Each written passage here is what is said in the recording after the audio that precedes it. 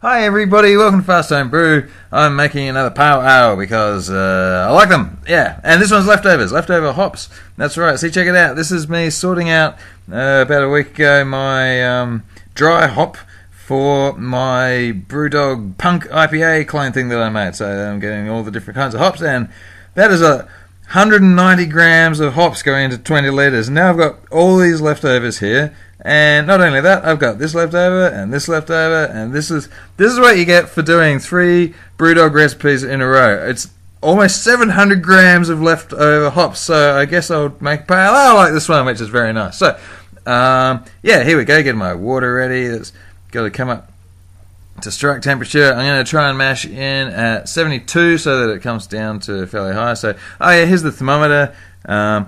70, where are we at? 70.6. 70.9 and 74. Stupid thermometer. I keep threatening to get rid of this thermometer, but I'm cheap.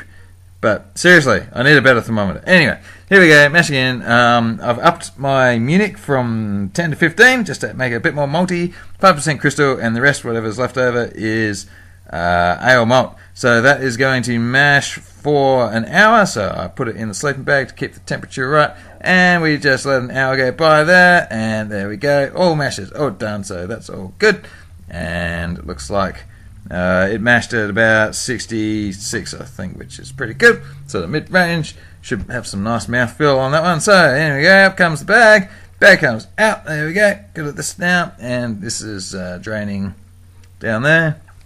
And I just put a clip on to stop the sides flopping over, and now we're getting it up to boiling temperature. So while I'm waiting for that, I just squeeze out the leftovers from the bag there, and that's going in. And I haven't even decided what hops I'm going to use yet. So here's all my leftovers again, and I guess I'll what do we got here? This Nelson might be a good choice, and that's Citra.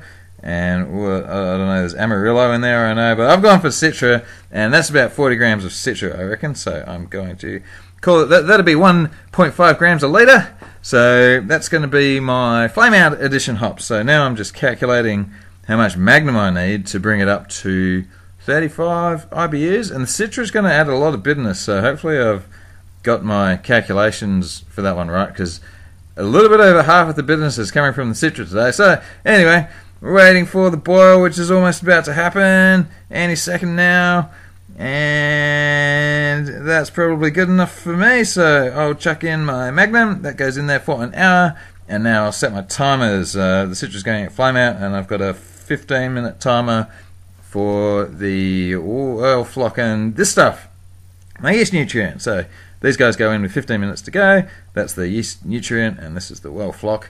And this part's always hard, I never quite chop it, so I put the good leftover bit back in the bag, and the bad bit gets scraped into the little pot I've got there. So here we go, 15 minutes to go, in go these little guys, and next thing we should see is 0 minutes to go. Flame off. It's not really a flame, it's electric. And that's the Citra going in. So now I just set a stopwatch so that I know how long it's been sitting there for, and we're waiting for the whirlpool, and here comes the whirlpool, probably about 5 minutes later, I guess, maybe, and yeah, that's whirlpool anyway. Round she goes, and I'll just wait for that to settle, and then put it into the kip. So here's my, yeah, I'm getting a sample, and the first one is tells lies, so yeah, that looks good. I got a OG of about 44. This is my usual sequence of filling up the cube shots. Got the tap on, got the thing going up. You can see me moving around in the reflection on the end, and now the tippy shot.